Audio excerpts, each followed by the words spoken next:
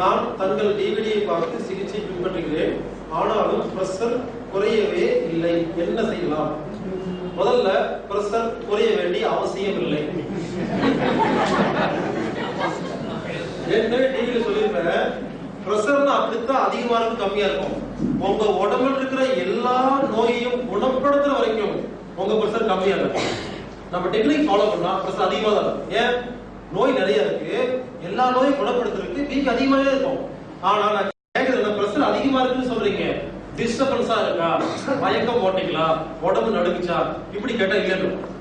அப்போ பிபி அதிகமாக நோய் இல்ல, மயக்கம் வந்தா நோய், உடம்பு நடுக்குறா நோய்.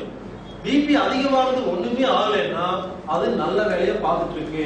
மறுபடியும் சொல்றேன், பிபி செக் பண்ணா நோய், செக் பண்ணாத வரைக்கும் உங்களுக்கு பிபி நோய் கிடையாது. செக் பண்ணா அன்னைக்கே வந்துடும், ஏன்னா யாருக்கும் ஒழுங்கா இருக்கு.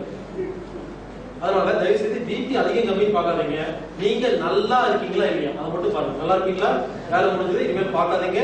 வாழ்க்கை ஃபுல்லா